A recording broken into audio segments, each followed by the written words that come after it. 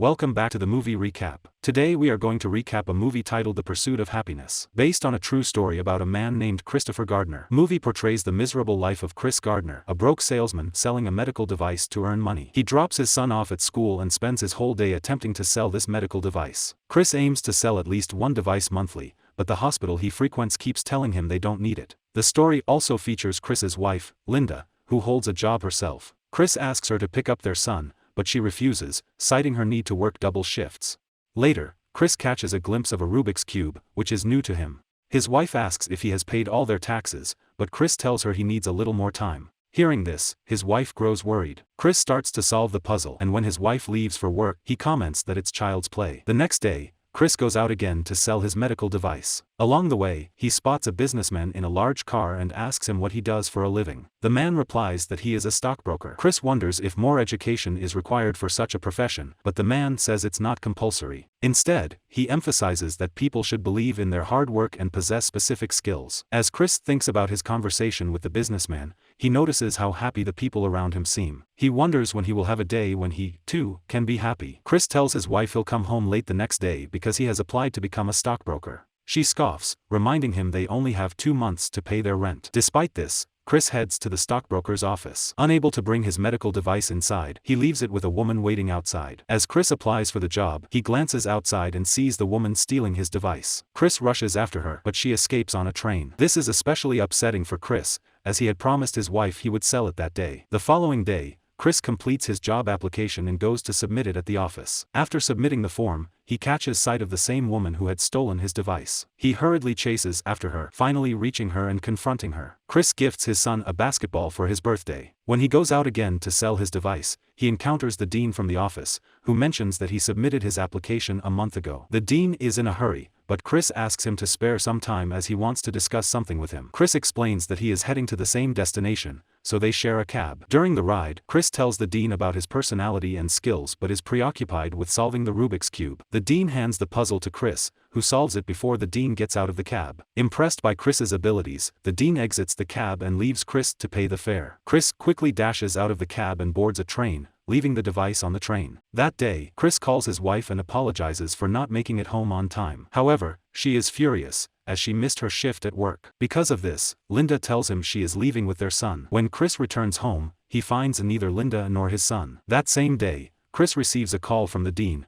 who tells him to write down his secretary's number to discuss the job. With no pen or paper, Chris memorizes the number and goes to a nearby store to write it down. Later that day, Chris encounters his Linda. She expresses her dissatisfaction with Chris, who remains silent. He agrees but insists that their son will stay with him. Chris brings his son home that same day, and the house owner arrives to collect the rent. Chris asks for more time to pay, and the owner complies. The next day, Chris is painting his house's walls when someone knocks on the door. He finds 2 cops who have come to arrest him for not paying his parking bill. Chris pays the bill on the spot, but one of the officers says it will only be approved the following day. Then, Chris calls Linda to ask if she can pick up their son from school because he has an upcoming interview. He rushes to the dean's office for the interview, wearing shabby clothes. When Chris arrives, the interviewers are shocked. He explains that he was detained by the police the day before, which is why he came straight to the interview. Despite not making the best impression, Chris makes everyone laugh during the interview. The head of the company offers him a position, but Chris says he needs to consider it as it's an unpaid internship. The dean advises Chris to take the job. That night, after their son falls asleep,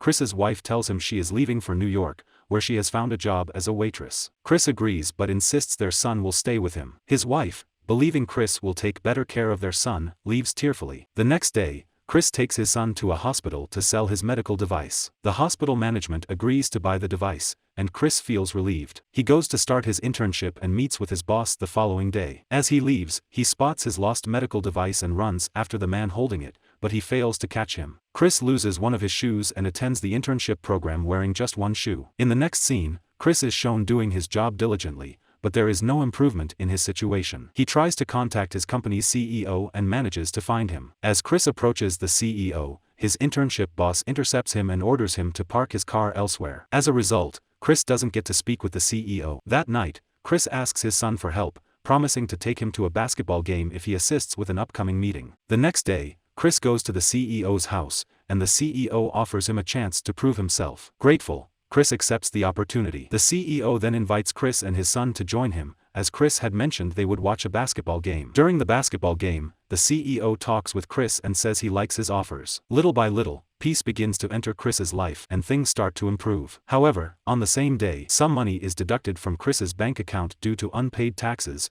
leaving him worried and with only a small amount of money left. After this setback, Chris tries to collect money from a friend he had lent money. However, his friend claims to have already paid him back and shuts the door. Chris takes his medical device from one hospital to another with no other option, hoping to sell it and make some money. Chris discovers the device is damaged, and the doctors say they will only purchase it once it's repaired. With two problems now weighing on him, Chris returns home to find that his landlord has locked him out and placed his belongings outside due to unpaid rent. At a station, Chris's son clutches a device in his hands. Chris jokes that it could take them to the dinosaur era. They spend the whole night in a public bathroom, where Chris reflects on his life once his son drifts off to sleep. In the morning, Chris tries to find shelter at a homeless facility, but they are denied entry. They go to another shelter but are turned away again. Finally, they secure a room with a deposit. Chris then repairs the medical device. The next day, Chris and his son are back in line at a homeless shelter. They eat dinner there, and Chris studies for an exam he has to take in a meeting the following day. As Chris steps outside, he runs into his company's head,